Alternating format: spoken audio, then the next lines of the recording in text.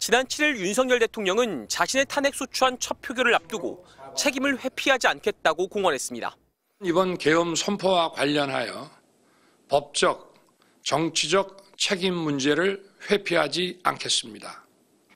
정작 탄핵 소추된 뒤 윤 대통령은 헌법재판소 서류는 수령조차 거부한 채 수사기관 소환에 불응하고 있습니다.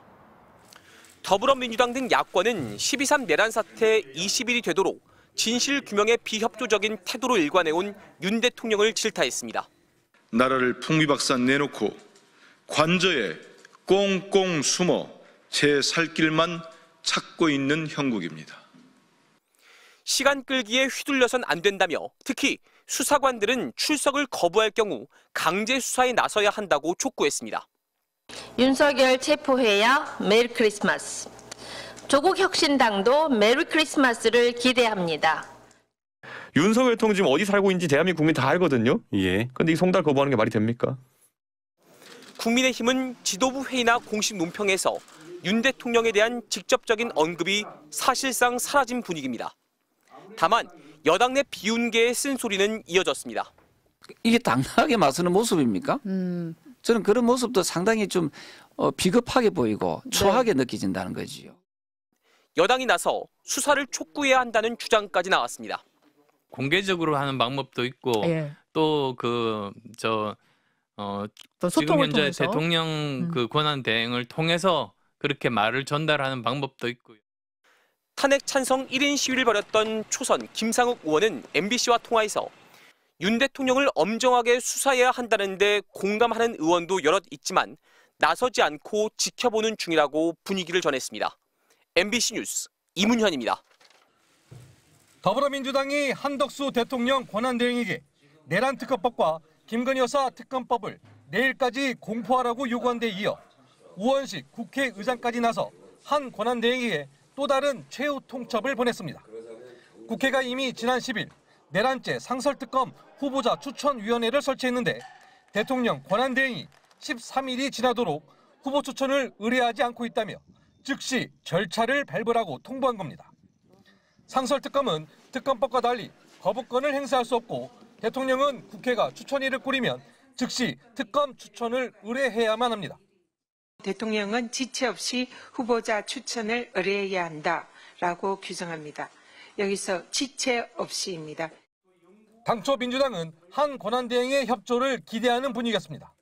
그런데 첫 시험되었던 양곡관리법 등 6개 법안에 대해 한 권한대행은 국민의힘 입장을 받아들여 거부권을 행사했습니다. 대통령 경호처가 법원이 필요성을 인정한 압수수색을 막아도 법과 절차에 따르겠다는 입장만 반복하며 상황을 방관하고 있습니다. 심지어 법에 정해진 상설특검 추천 절차까지 2주 가까이 미루자 기류가 급변한 겁니다. 앞으로 쌍특검법 처리와 헌법재판관 3명의 임명까지 한덕수 권한대행 손에 넘어가는데 야권에선 한 권한대행이 두 사안 모두 31일에 맞출 가능성이 있다. 정말 도박이 될 수 있다는 얘기까지 나옵니다.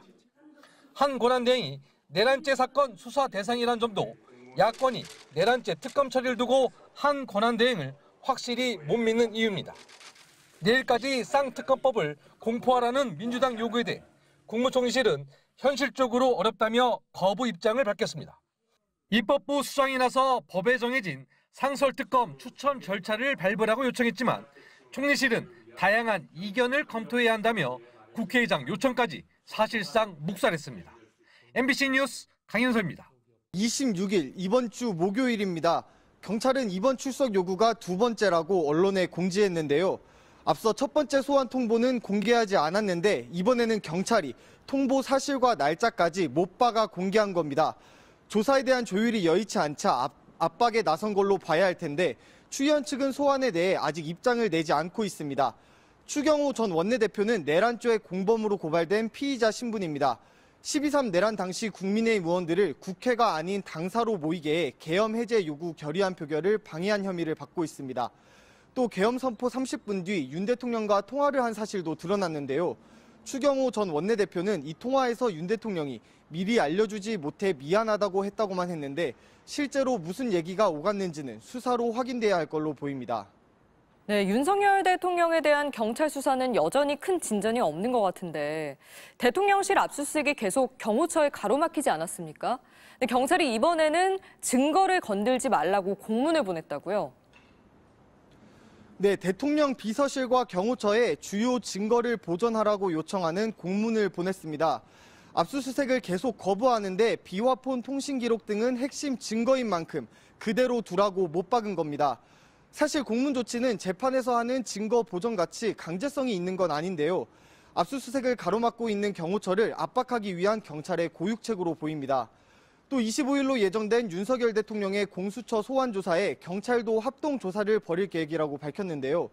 경찰 관계자는 윤 대통령이 출석에 불응할 경우에 대해선 그때 가서 말하겠다면서도 체포영장 신청 등은 공수처와 계속 협의하겠다고 말했습니다.